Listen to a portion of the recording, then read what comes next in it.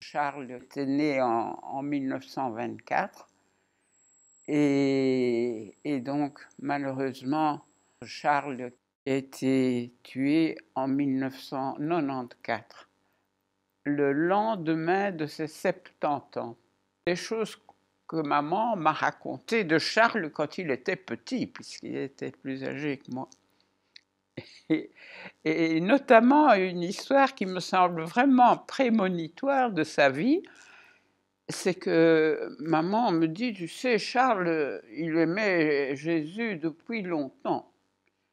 Alors j'étais très intéressée d'entendre ça. Elle me racontait ça quand moi j'avais une dizaine d'années. Elle dit, eh bien Charles, quand il avait 6 ans, pendant que je lui donnais le bain, il me dit, maman, c'est quand que je dois commencer à apprendre le chinois? Alors maman lui a dit, mais pourquoi tu voudrais apprendre le chinois? Mais c'est pour aller sauver les Chinois. Je dois commencer tôt à apprendre le chinois, c'est difficile. Et moi, je veux aller comme missionnaire en Chine, à l'âge de 6 ans. Donc, c'était fameusement prémonitoire. Je dirais que c'était un intermède, je crois, relativement rare, parce que maman m'a raconté souvent que c'était de terribles gamins, les deux, là, Henri et lui, tous les deux les héros de 1924.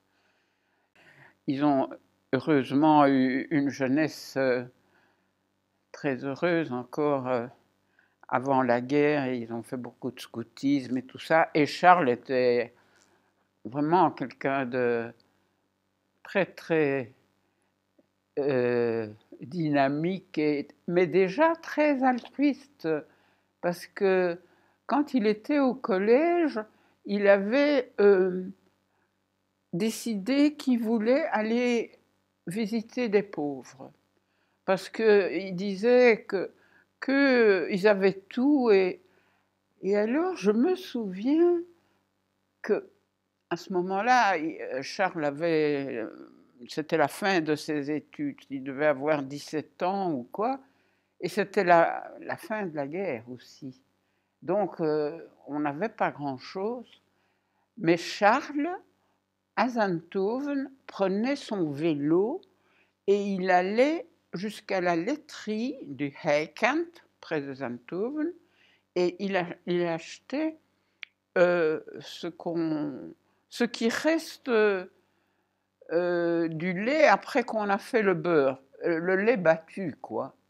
Alors, ça ne coûtait presque rien, et avec ses économies, il achetait une grande cruche, il revenait à vélo, et à la maison, il confectionnait dans des verres à Zandhoven, il mettait du lait battu et il coupait des poires du jardin, il faisait des petites préparations, et puis il mettait en vente à tout le monde qui était à Zandhoven. Or, il y avait toujours un monde fou à Zandhoven, parce qu'il y avait des cousins et tout ça. Et c'était 5 francs le verre, pour mon évaluation. Hein. C'était un prix énorme, parce que on disait, oui, mais c'est pour mes pauvres. Et il se faisait un petit pécule pour ces pauvres en faisant ça lui-même, quoi. Se débrouiller, d'aller chercher, d'avancer l'argent qu'il fallait pour... Et puis de faire quand même un profit. Et c'était sa cagnotte. Et il visitait des familles de gens qui savaient qu'ils étaient en difficulté.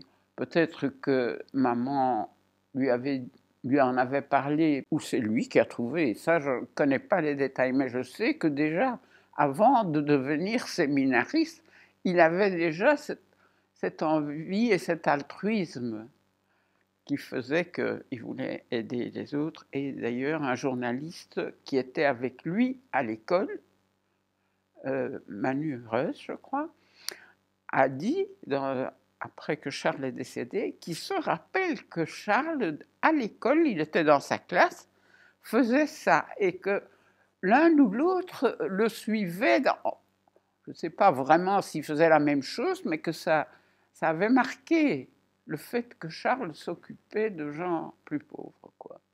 Évidemment, quand il est entré chez les séminaristes, très jeune, il a décidé d'aller chez les Pères Blancs et il est allé au séminaire des Pères Blancs à Bocout.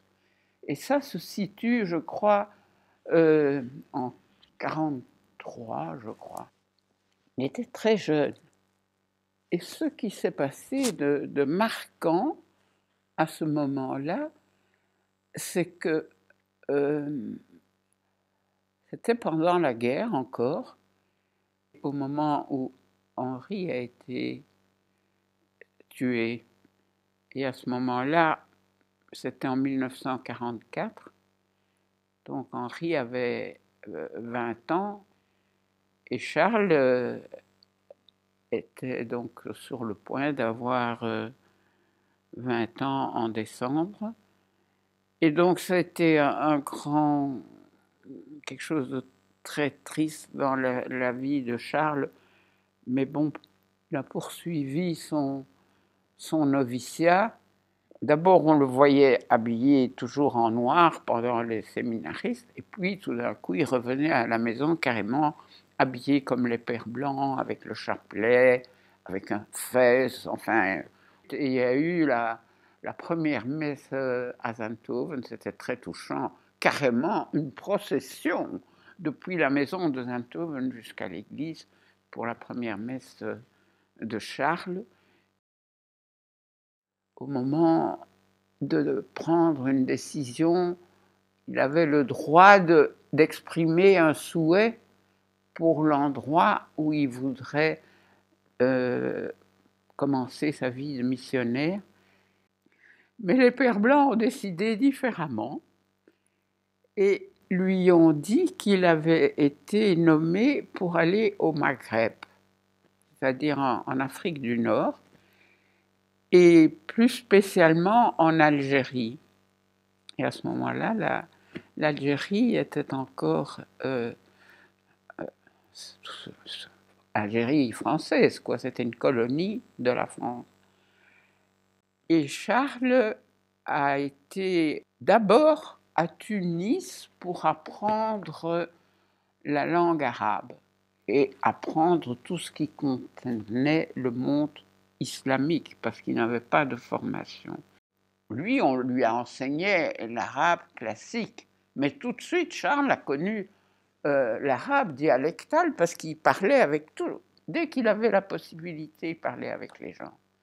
C'est-à-dire qu'il prenait le thé avec le jardinier, il travaillait avec un autre pour pratiquer la langue. Et donc ça, c'était sa toute première étape. Et après, on l'a envoyé en Algérie. TGO was toen zo'n beetje de hoofdplaats. We hadden nog verschillende gemeenschappen in Kabylië, die nu niet meer bestaan. Maar TGO was zo'n beetje de ontmoetingsplaats. En voordat je binnengaat in Hoog-Kabylië, komt je van Algiers en iedereen stopt in TGO.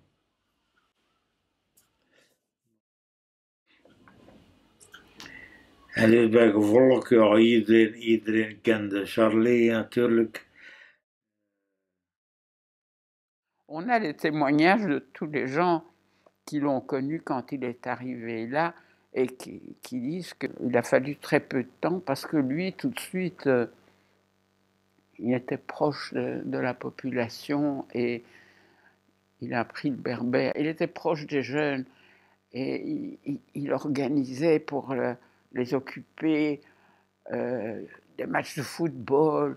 Et alors, ça avait un succès boeuf. Donc il était très très populaire chez les garçons et chez les filles, parce que les filles, elles étaient très coincées comme ça, et elles auraient voulu aller chez les sœurs à l'école, mais les pères de famille, les filles devaient rester à la maison, on n'allait pas les envoyer à l'école, jusqu'à ce que Charles intervienne et parvienne à convaincre certains d'entre eux que leur fille avait vraiment l'étoffe de faire des études. J'étais la première de mon village à rentrer au lycée, à avoir eu le bac. C'est lui qui a dit, il a dit, mais il faut d'abord que tes parents soient d'accord. J'ai dit d'accord. Ben, il suffit de venir dans notre village, vous ferez la connaissance de ma famille, et à ce moment-là, on verra. Et c'est là qu'on s'est connus. Il est venu chez moi, il a fait la connaissance de ma mère, et elle a signé les papiers pour qu'il soit mon correspondant à Tizi Ouzou. Et de là, c'est parti. Il est resté dans ma vie pendant les 3 ans de lycée, à la fac, quand je me suis mariée, quand mes enfants sont nés. Tout le long, jusqu'à la fin, il a été présent. Voilà comment j'ai connu le père Deckers. Het feit dat hij in honderden families binnen kon.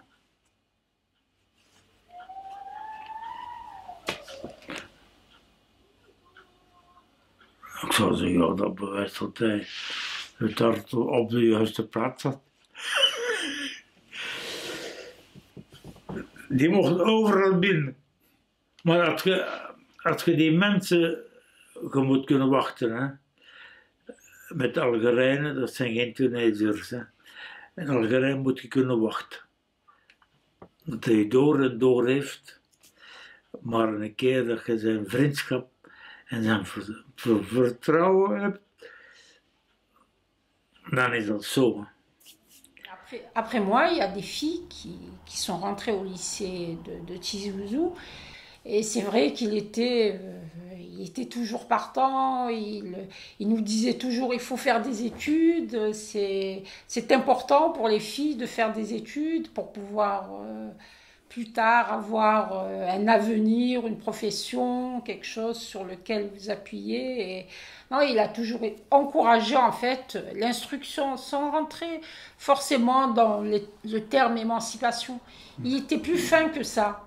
Il démontrait que quand on fait des études, obligatoirement, on arrive à sur d'autres chemins. Il faisait ça par des formations professionnelles, lui-même enseigné. Oui, il a été enseignant à Tadmaït, un lycée, je ne sais pas si c'était un lycée ou un collège. Il enseignait l'arabe. En Algérie. Oui, en Algérie. Tout belge qu'il était. Oui. Par ailleurs, il avait créé les mouvements de jeunesse pour les jeunes garçons musulmans.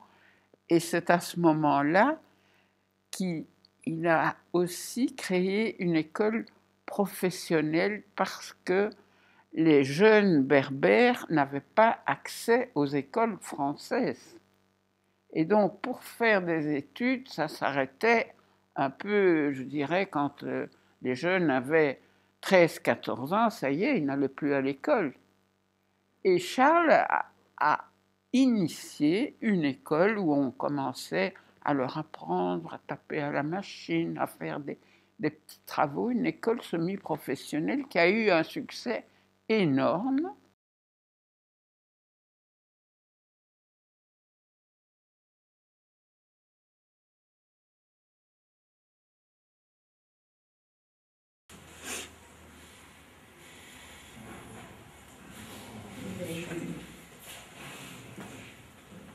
On a mal au cœur quand on parle de Père Deckers. Je m'excuse. Bon, je vais revenir. Vous savez, le Père Deckers est venu juste au début de la Révolution. Les années 54-55, au niveau de Tizi Ouzou, vous avez les indigènes, les jeunes indigènes, et vous avez les jeunes pieds noirs, les enfants.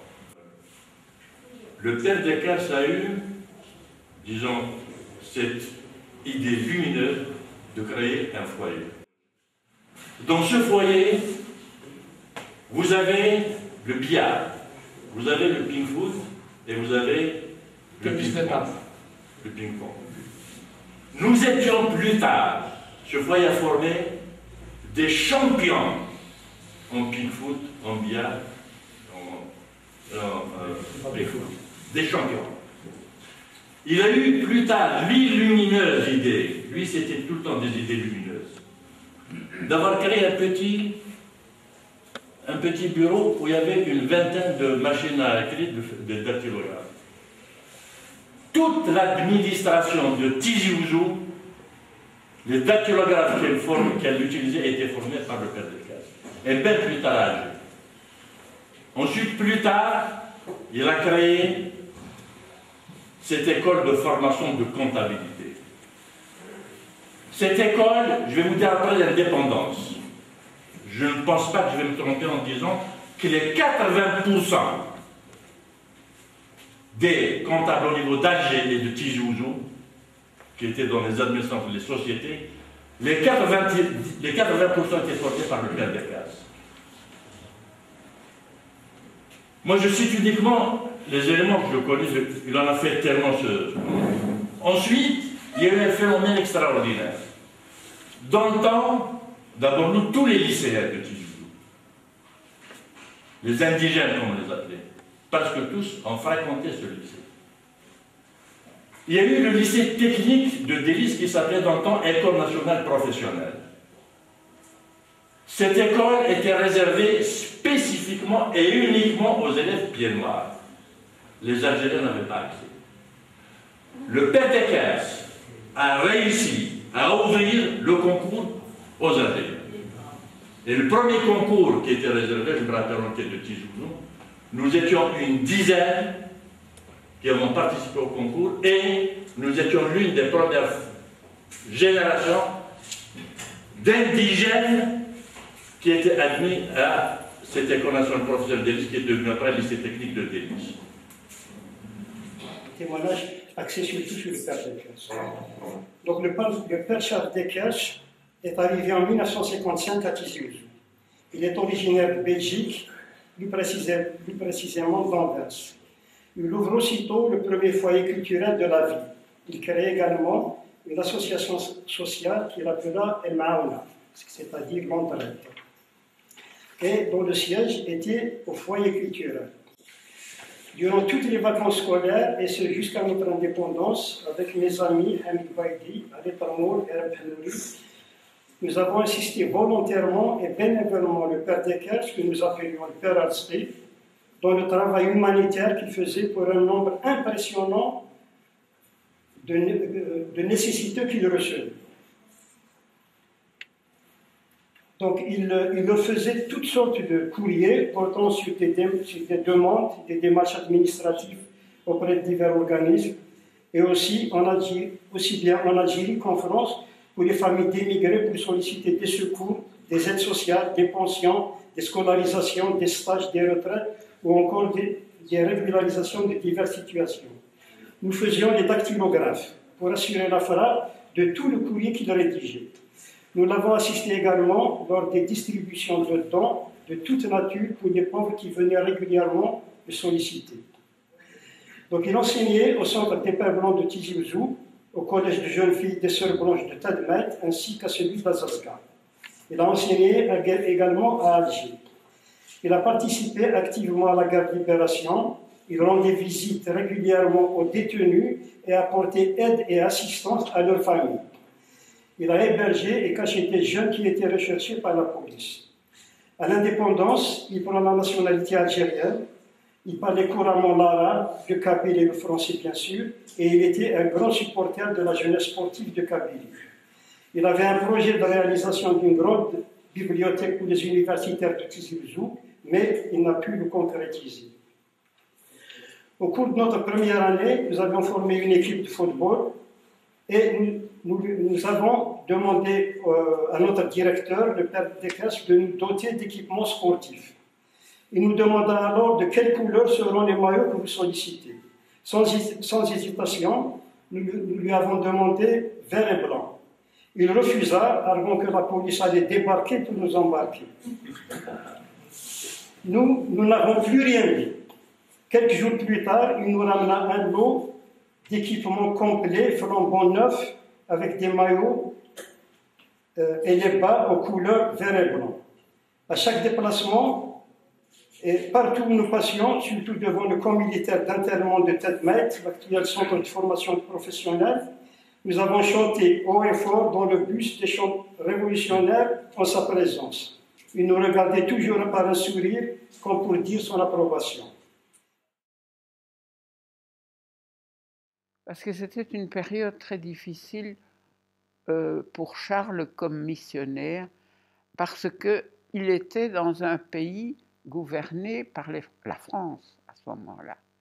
Mais c'était la période où il y avait la guerre d'indépendance qui était lancée. Donc en Algérie, l'atmosphère était lourde. Il y avait le FLN, qui était les Algériens qui souhaitaient l'indépendance, et la France qui envoyait des soldats français pour combattre le FLN. Et Charles se trouvait là, comme ça, entre deux feux. Et il devait garder l'église au milieu du village. Lui, il était un prêtre chrétien. Évidemment, les gens du FLN, c'était des musulmans. Mais lui, il voulait être aussi ami avec eux, donc il était dans une situation très difficile, mais qui a été très appréciée par les Berbères. Mais à ce moment-là, il a pris la nationalité algérienne. Il a dit « moi je suis algérien ». Et du coup, il n'avait plus la nationalité belge, parce qu'on ne pouvait pas, comme Belge, avoir deux nationalités. Et plusieurs pères français ont fait la même chose. Mais c'était plus difficile pour Charles que pour les Français, parce que les Français pouvaient avoir la double nationalité. Il est devenu de plus en plus populaire. Dat maait, als je Tizi verlaat richting Algiers, komt je door een gemeente, dat heet Tadmaat. En die hadden daar ook een school voor de meisjes van die klein stadje. Zo. En Charles heeft daar heel veel voor gedaan. En hij had betrekkingen met vele families om te zeggen, ja voilà, de voordelen van uw dochter naar het onderwijs te sturen. En hij heeft zo met zijn wagen tientallen meisjes naar die scholen gestuurd. En dat hebben ze in politieke kringen, in het gouvernorat en zo niet begrepen. En dat is een van de redenen waarom dat ze hem uitgezet hebben. Niet uit Algerije, uit Tizi, uit de provincie. À un moment donné, le ministre de l'Éducation nationale du nouveau gouvernement algérien a pris ombrage de la popularité de Charles à Tizi Ouzou.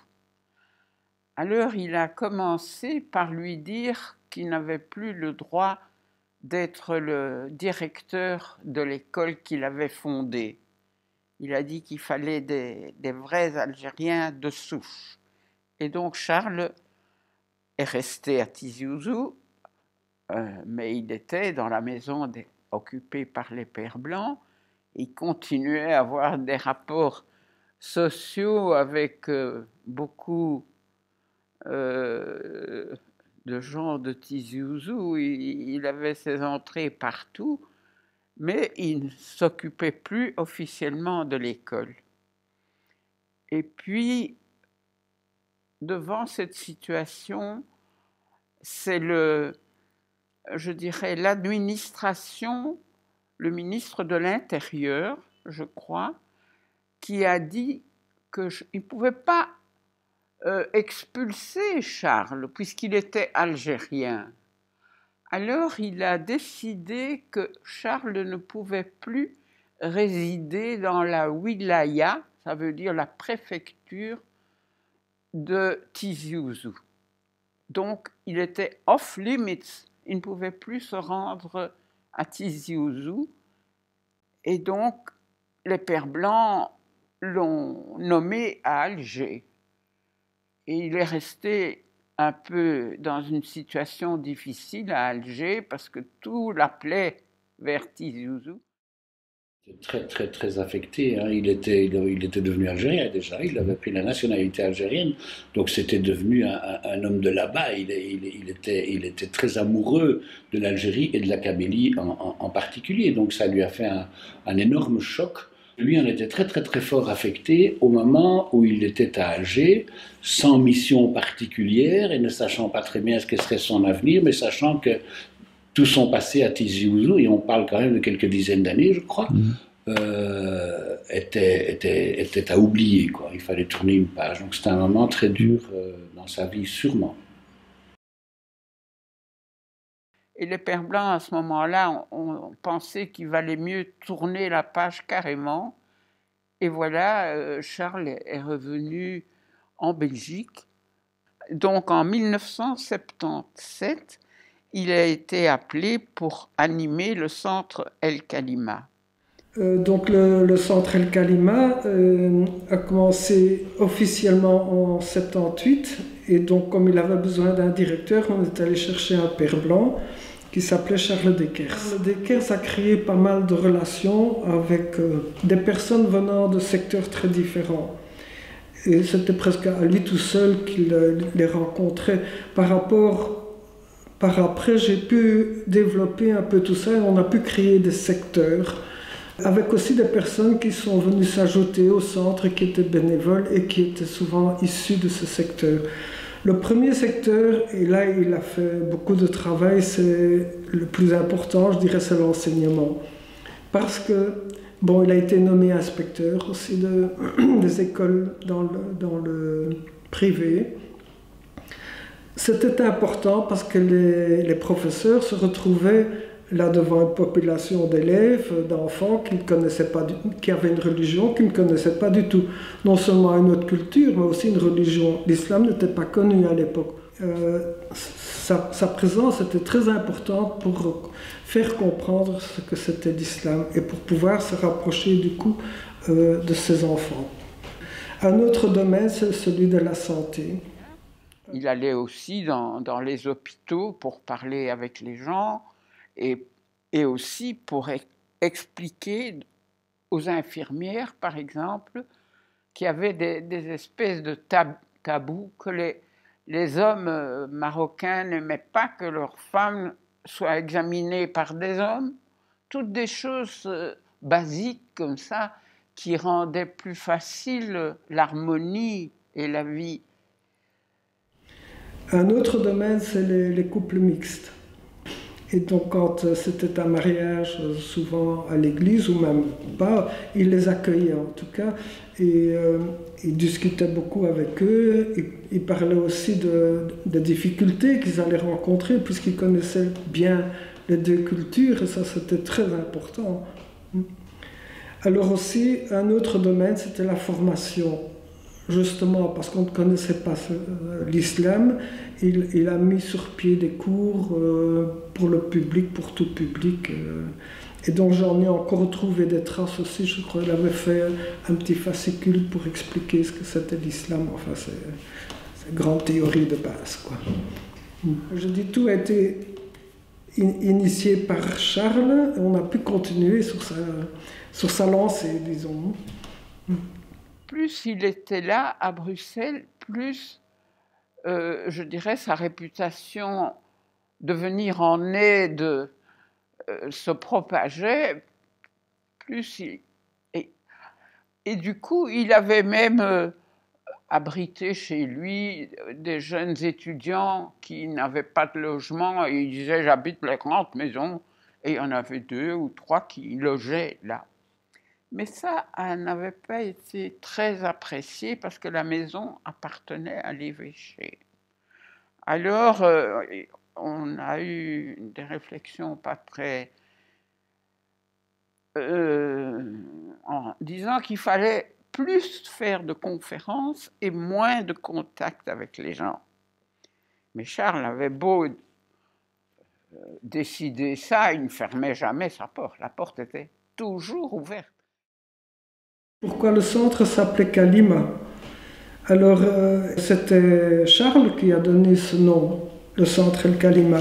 Et pour l'expliquer, Charles prenait son Coran et lisait quelques sourates, dont la sourate 45 du chapitre 3, où il dit « Quand les anges disent « Ô Marie, voilà que Dieu t'annonce la bonne nouvelle d'une parole venant de lui, ce nom sera El-Messie, Issa, fils de Marie. » Illustre ici-bas comme dans l'au-delà. Et il y avait d'autres versets coraniques qu'il lisait aussi, et il le mettait en comparaison avec la Bible. Le fameux passage de Saint Jean qui dit au commencement était le Verbe, et le Verbe était Dieu, etc. Et je crois que c'était très astucieux de prendre ce mot, parce que d'abord, un centre pour le dialogue a besoin de paroles. Donc, c'était le mot parole, El-Kalima. Aussi parce que, en même temps, on le retrouve donc dans nos écritures, de part et d'autre, et donc on a le même mot, mais il a aussi une signification un peu différente, puisque pour nous, Jésus est fils de Dieu.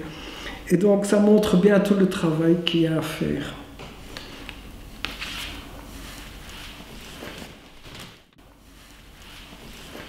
Il avait sûrement lu le Coran, oui.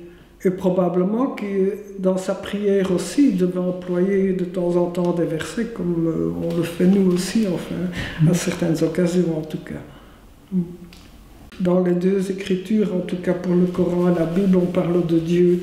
Et je crois que, bon, on a chacun sa vérité, c'est vrai, mais on peut toujours trouver des aspects complémentaires ou qu'on comprend moins bien. Et en étant confronté, mais dans un bon sens, avec la foi de l'autre, on peut aussi davantage mieux connaître la sienne.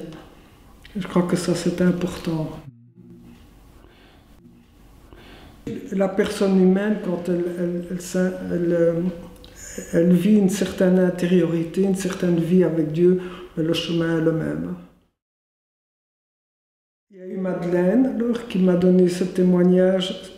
Elle faisait un peu le travail de secrétaire et elle me parlait de Charles et surtout d'une chose que j'ai retenue, c'est que quand il faisait une démarche ou qu'il avait une activité importante, il s'arrêtait, il priait d'abord. Et elle me l'a vraiment décrit comme un homme de prière. Et ils ont créé dans le sous-sol une chapelle. Donc, pour que ce soit le centre de leur vie, parce qu'ils vivaient dans cette maison. C'était important pour eux. Mais après avoir passé 5 ans là,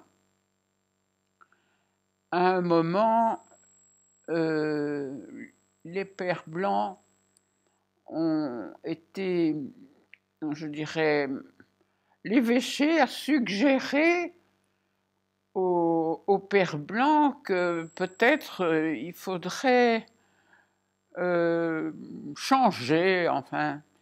Il y avait comme une atmosphère pas tellement sympa vis-à-vis de Charles.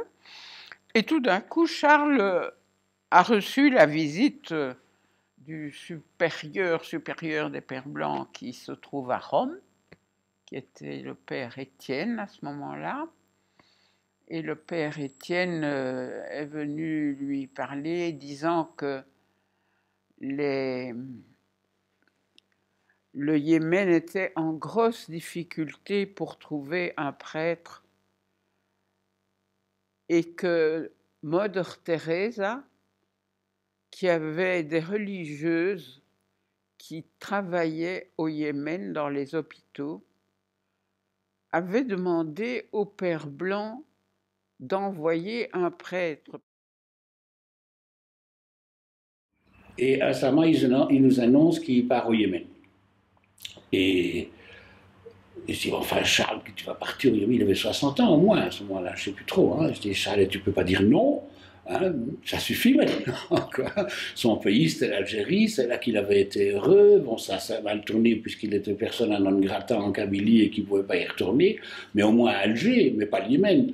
Et on a eu de fortes discussions à ce moment-là, et je le poussais un peu à la révolte en disant, mais dis non, tu es vieux maintenant, tu peux le dire, tu es grand, quoi. Et non, il l'a jamais fait. Il m'a expliqué, non, moi j'ai fait vœu d'obéissance, et donc je pars. Ça m'a toujours très fort frappé, parce que voilà, cette espèce de soumission pour aller dans un pays, et pourquoi faire dans ce pays, donc je ne comprenais pas très bien. Et puis, il est parti au Yémen, à Hodeïda, où il était envoyé officiellement pour le Catholic Relief Service en juin 82, avec la mission très claire aussi d'être l'aumônier des religieuses qui travaillaient dans différents hôpitaux qui se trouvaient parfois très loin de Hodeïda. Chaque week-end, il partait voir les sœurs et il allait chaque fois dans un autre hôpital et c'était très distant, mais des choses comme 300 kilomètres. Donc il fallait au moins 2-3 jours, quoi. Et donc, il était très apprécié par les religieuses qui attendaient sa visite. Mais quand il était à Hodeïda, Charles ne pouvait pas avoir de contact avec les Arabes yéménites.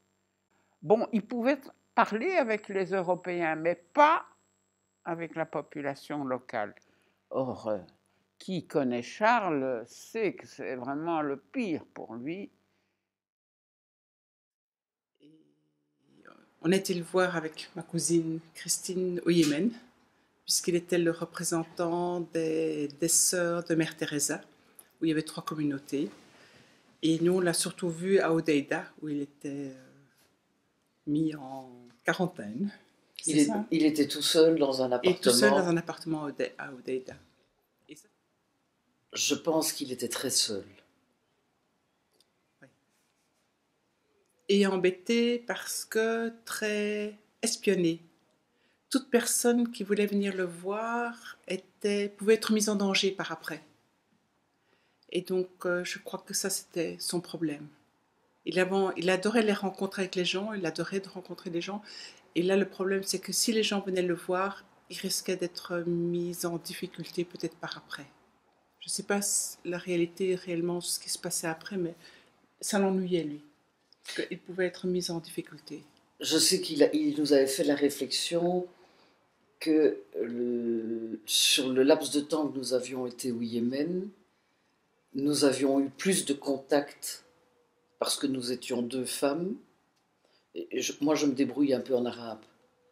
Que lui n'en avait en étant là depuis 1 année ou 2 ans et en étant là comme professeur. Mais le fait qu'il soit un homme empêchait aussi qu'il soit reçu dans les familles. Tandis que nous, étant des femmes, on était tout de suite reçus dans des familles. Accueillis par tout le monde. Et le travail qu'il avait trouvé, c'était d'être professeur d'anglais dans une école, et je ne sais plus quel type d'école c'était. Parce que Charles était très doué pour les langues, hyper doué. Et dans un magasin où nous sommes rentrés, je me souviens plus. Le patron du magasin, il a commencé à parler avec Charles. Et puis à un moment donné est arrivé un jeune qui, en entrant dans le magasin, a dit en arabe que la paix de Dieu, que la paix d'Allah soit sur vous, et spécialement sur les vrais croyants. Donc nous étions exclus. Et Charles a repris tout de suite en arabe. Et pour toi, qui sont les vrais croyants? Et le patron du magasin s'est lancé dans une diatribe aux jeunes en disant « Mais enfin, de quoi te mêles-tu? Et j'ai des invités chez moi et tu les traites comme s'ils étaient des moins que rien. » Parce que le brave jeune n'imaginait pas qu'on était 2 à pouvoir, comprendre très bien l'arabe et l'autre deviner certaines choses. C'était vraiment très, très étonnant. Et la réaction de Charles avait été immédiate et pas du tout violente. Mais qui sont les vrais croyants? les deux seules communautés chrétiennes, c'était les sœurs de Mère Teresa qui étaient dans Hodeida même, Et et les sœurs blanches, mais qui étaient un peu plus éloignées en périphérie d'Hodeida. Il fallait une demi-heure de route de voiture. Parce qu'on avait été les voir travailler. Oui. Alors à un moment donné, les sœurs blanches, et ça c'est de nouveau des informations que moi j'ai eues par après, ont dû quitter le Yémen en catastrophe.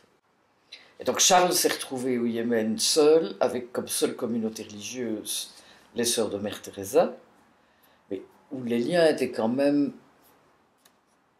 nettement plus distendus qu'avec des sœurs blanches. Et quand Charles, il nous a dit, quand il mangeait chez les sœurs, il était seul à table. Il était servi, on venait lui apporter son repas, mais il devait manger seul. Jamais avec les sœurs, jamais. Et la police vérifiait qu'il ne voit jamais personne. Il partait avec une voiture du Catholic Relief Service. Mais il n'allait pas voir des familles à Hodeida. Et un jour, je pense qu'il a fait ça. En tout cas, la police de Hodeida est venue lui dire que le préfet avait décidé qu'il était expulsé de Hodeida parce qu'il avait enfreint le règlement de ne pas aller avoir des contacts avec des autochtones de Hodeida. Et il a été expulsé de Hodeida comme il avait été expulsé. Et cette fois-ci, il est allé on l'a envoyé à Sanaa. Sanaa, c'est la capitale. Et à ce moment-là, l'idée était qu'il devienne professeur parce qu'il y avait une grande université à Sanaa et il pouvait enseigner le latin ou n'importe quoi. Et dans cette école, il pouvait enseigner. Ça, il pouvait faire. Mais les contacts avec... Et à ce moment-là, les Pères Blancs se sont dit, étant donné qu'il a cette expérience de l'Algérie, parce que Charles ne sait jamais aussi du fait qu'on l'a empêché, il avait moins de contacts et il continuait à écrire à ses amis d'Algérie et tout ça. Et voilà, les Pères Blancs ont décidé, bon, maintenant tu peux retourner en Algérie, mais pas à Tizi Ouzou. Et il est retourné à Alger. Et c'est comme ça qu'il s'est retrouvé en Algérie. Les Pères Blancs ont dû se dire que c'était ridicule de maintenir quelqu'un comme Charles tout seul à Hodeida, alors qu'il y avait quand même une bonne dizaine d'années qui s'étaient écoulées depuis son expulsion de Kabylie, et que le retour à Alger, puisqu'il restait interdit d'aller loger en Kabylie, le retour à Alger comme recteur de Notre-Dame d'Afrique était certainement beaucoup plus, je vais employer le terme productif, mais c'est pas le bon mot, mais ça permettait à Charles de donner, je dirais, toute la mesure de ses dons de liens sociaux, d'autant que Notre-Dame d'Afrique est un lieu de pèlerinage pour les chrétiens comme pour les musulmans. Et donc, voilà, pour moi c'est une explication, mais on n'aurait pas pu mettre Charles à Notre-Dame d'Afrique dans les semaines ayant suivi son expulsion de Kabylie, parce qu'il aurait continué à être le vecteur de la contestation.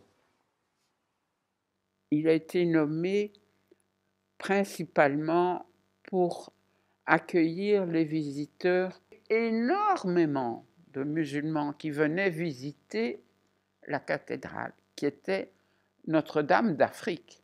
Et donc, Charles passait son temps à parler avec tous les visiteurs. Et beaucoup se souviennent de lui quand il faisait ça.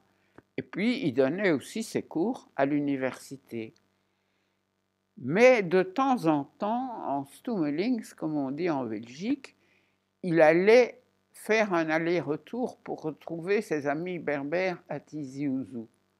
Et il avait gardé énormément de contacts là-bas. Il connaissait bien les pères qui étaient là-bas et il allait de temps en temps. Mais il restait toujours à Alger. Et à Alger, outre qu'il s'occupait de de la cathédrale et qu'il enseignait à l'université, il allait le matin dire la messe chez les sœurs françaises qui adoraient Charles. Oui, les sœurs lui avaient donné un pull magnifique parce que il arrivait toujours avec une petite chemisette, alors que maman, chaque fois qu'il revenait en congé, lui donnait des pulls, et alors les sœurs venaient de lui donner un magnifique pull, et voilà que le lendemain, il arrive encore dire la messe avec sa petite chemise à courte manche. Et les sœurs disaient, et le pull? Oh non, je l'ai donné à quelqu'un qui en avait plus besoin que moi. Alors les sœurs ont été affolées, et puis elles l'ont redonné des...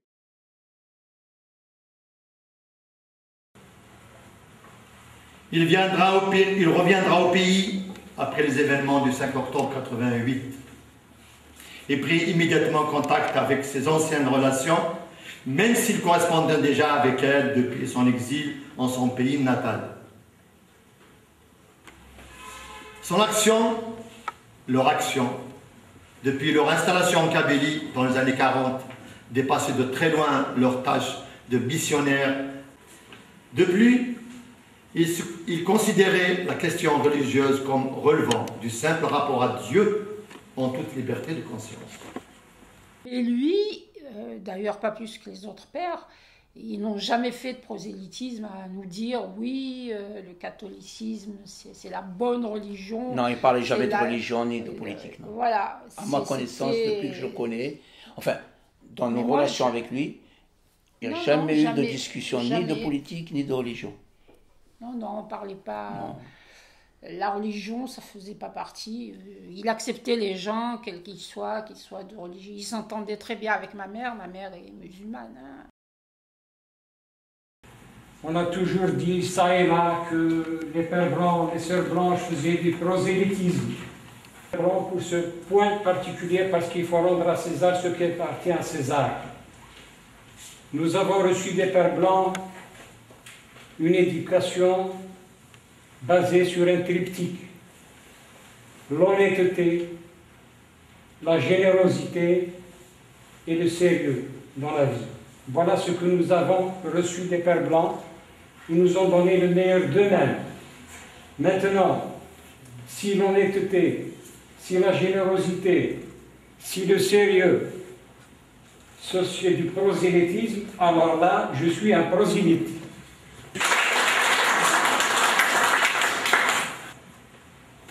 Maintenant, si prosélytisme veut dire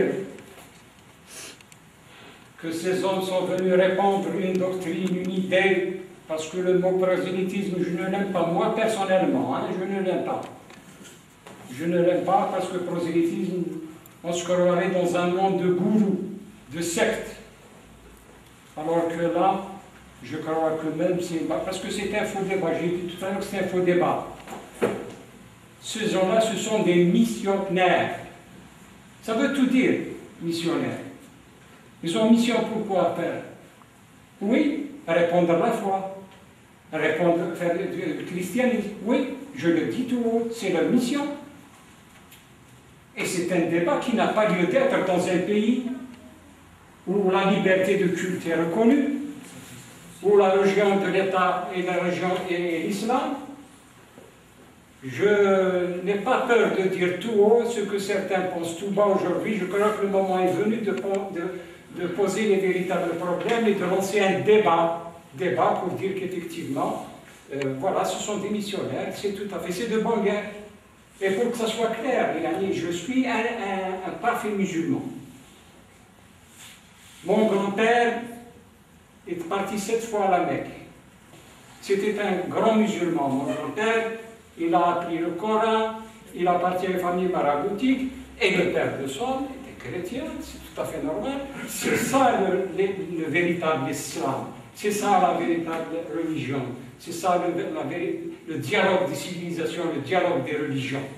Et là, moi je le dis tout haut, je suis un ami des pères blancs, donc en tant qu'ami des pères blancs, je défends ce qu'il y a à défendre, tout haut, devant tout le monde, et je serai à leur côté jusqu'au mon dernier souffle.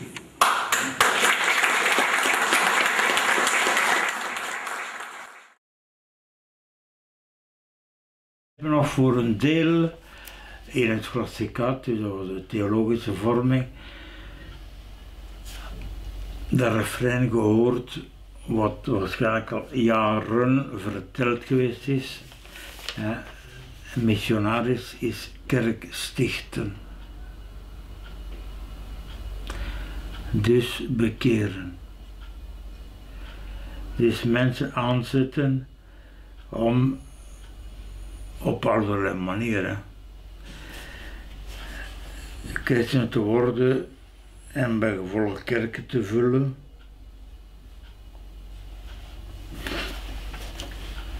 Het is die kerk die veel kwaad gedaan heeft.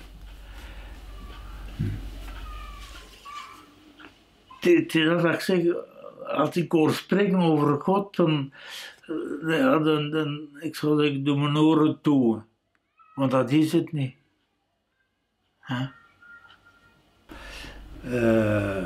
komt dan als jonge pater of stagiaire binnen.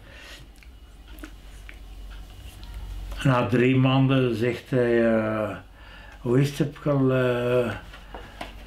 je al op familiebezoek geweest? Maar nee, ik ken hier niemand niet. Hoe zegt, wat kom je hier dan doen? Ja. Het contact voor alles. Bon. Dat was zijn standpunt. Hè. En het is doorheen die contacten met de mensen dat er zaken gebeuren waar ik geen uitleg voor heb en jij ook niet. Dat krijgt je soort cadeau. Maar dan noem ik God, ja. Dus je moet me niks anders vertellen. Ik heb altijd gezegd, vanuit het begin, ik kom hier niet om te bekeren. Nee, anders zou ik al lang thuis geweest zijn. Nee, ik kom hier om een ervaring op te doen. Ten eerste het evangelie beleven, hè? Met zijn positieve kanten, maar het evangelie beleven is niet elke dag gemakkelijk. Hè? Ik heb 2 ontmoetingen beleefd met de terroristen. Ik ging daar wandelen van het centrum, zoals ik dikwijls deed, en ik kom daar een man tegen, een gehandicapte. En we waren aan het praten en op een keer zo'n hele struise man, die zet zich tussen hem en mij zo. En die begint daar te roepen, maar echt roepen. C'est un père blanc, il est chrétien, il faut le tuer. Bon, op dat moment ben ik beginnen lopen naar huis. Bon. Ik ben niet naar België gekomen. Maar dan zeg je, ja, voilà. Ook voor zo'n momenten ben ik in Algerije. Ja.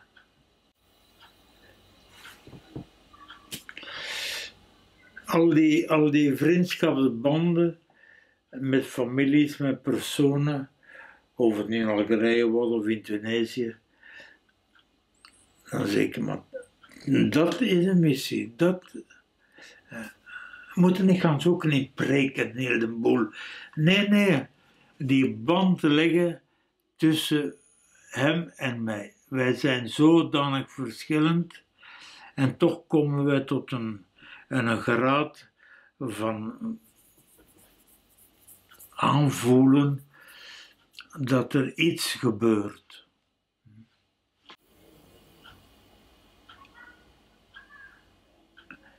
Dat zijn zo'n feit, je moet daar niet te veel over redeneren, het is zo. En dat is wat ik God noem. Er gebeuren dingen die ons verstand te boven gaan. Dat kun je niet vastleggen in bewijzen en in een logische redenering. Nee, dat krijg je zomaar zo. Dan moet je alleen maar, ja, zou zeggen, de mensen eerbiedigen voor wat ze zijn. En ja, en blijf het zoals jij bent. En daar een ontmoeting proberen te realiseren. En dat is missionaris zijn. Maar zijn dagen waren goed gevuld, hè. Ik herinner me nog, ik kwam van de school naar huis en ik was toevallig in die plaats waar dat de mensen ontvangt. En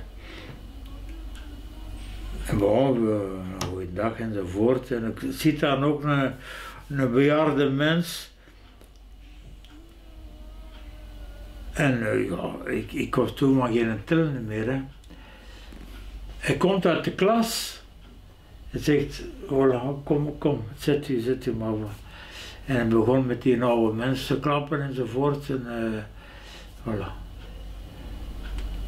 Dat was Charlie. Nee, op dat gebied was een hele gelukkige mens. Nee, die was echt, ik zou bijna zeggen, een voorbeeld voor anderen.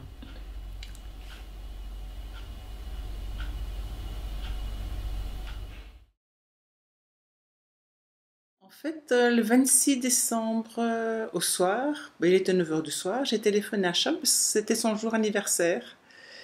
Et il m'a dit qu'il était à Alger, et voilà, je lui ai souhaité un bon anniversaire. Et ce jour-là, en fait, il y a un avion qui a été pris en otage par 4 terroristes, dont ils ont tué le cuisinier de l'ambassade de France. Et cet avion est parti après à Marseille, là où le GIGN a mis fin à la vie des 4 agresseurs. Et puis, à un moment donné, le matin, dans la voiture, j'entends 4 pères blancs tués à Tizouzou. Ben, je dis, oui, Charles n'y est pas, il était la veille au soir à Alger. Et puis, l'info suivante, dans les 4 pères blancs, il y a un père belge. Il est parti à Tizi Ouzou, il est arrivé chez ses collègues, il est salué, c'était pour la fête du supérieur, le père Chevillard, je crois, qui s'appelle le supérieur. Et il monte pour voir les autres, parce qu'ils étaient 3 dans cette mission-là. On a vu arriver une voiture avec des gendarmes algériens en uniforme qui sortaient de cette voiture et qui nous ont dit de partir et de nous mettre dans une pièce ailleurs. Et ils sont restés avec le supérieur et ils ont dit au supérieur que lui et les autres pères devaient partir avec eux pour aller à la préfecture pour mettre les papiers en ordre. Et alors le supérieur a dit, mais moi je suis tout le temps au téléphone avec le préfet, nos papiers sont tout à fait en ordre. Moi je ne pars pas avec vous, nos papiers sont en ordre. Et à ce moment-là, il a vu les intentions violentes de ces gens et il a crié à ses collègues qui étaient en haut de s'enfuir. Il n'a pas eu le temps de le dire, les autres sont descendus puisqu'ils étaient à l'étage. Ils étaient à peine sur la porte qu'ils ont tous été tués, comme ça, à bout portant. Charles est le seul qui est mort de face. Ça, c'est ce qu'on nous a dit après. Donc, c'était l'horreur. Ces types sont partis à toute vitesse et les autres sont sortis de là où ils étaient et ça a été la catastrophe. Refusant toute protection car il se considérait algérien, le 27 décembre 1994, le père Charles Dekers, belge et algérien de nationalité, est assassiné par les terroristes du GIA à Tizi Ouzou, à l'intérieur du presbytère, ainsi que 3 autres pères blancs de nationalité française qui sont le père Jean Chevillard, le père Christian Chassé et le père Alain Guillaume-Longa. Le père Charles Desclèves. Je dirais c'est terrible. Un personnage pareil qui a fait tant de bien à Tizi-Ouzou, à la Kabylie, à l'Algérie, soit assassiné dans ces conditions telles qu'elles étaient faites, je crois, que je préfère ne pas dire le mot que je pense. Je vous remercie et je m'excuse si j'étais un peu...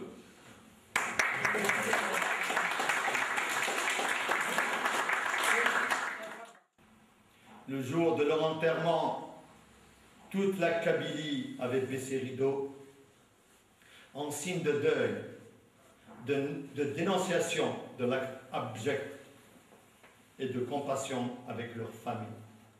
Mais à Tizi Ouzou, il y a eu des funérailles merveilleuses. Toute la ville a fermé les volets, toutes les femmes ont fait les you-you, c'est le signe vraiment de respect.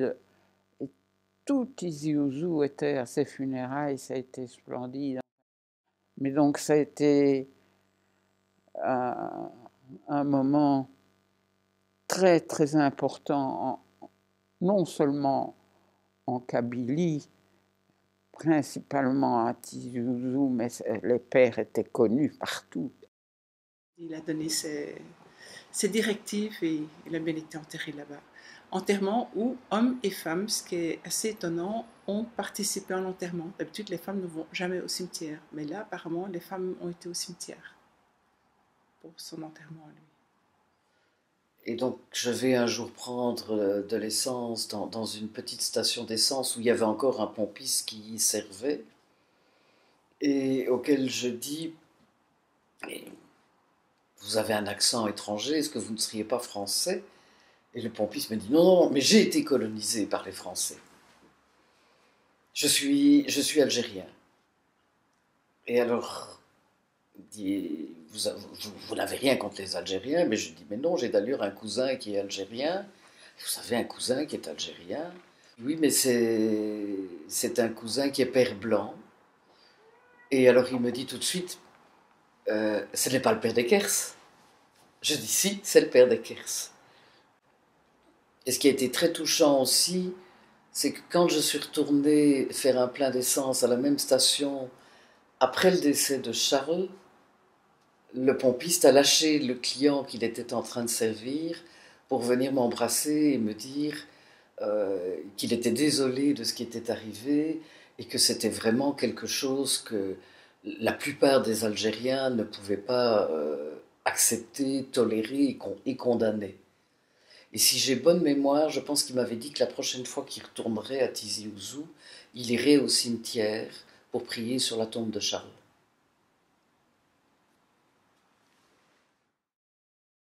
Après son décès, j'ai eu une visite vraiment surprenante qui m'a donné à comprendre encore mieux Charles, je dirais. C'est une dame, un beau jour, vient sonner à la porte et je la fais entrer, et je la fais asseoir. Elle devait avoir 50, 60 ans, je ne sais pas. Et une fois, elle me dit, mais j'ai appris la mort de Charles. Je ne savais pas qu'il était mort, on ne m'a pas averti. Bon, moi je ne la connaissais pas du tout, donc c'était très difficile. Et puis elle s'est mise à pleurer, mais vraiment pleurer. Et puis elle me dit, vraiment Charles, c'était un homme qui nous comprenait. Il était proche de nous et nous comprenait.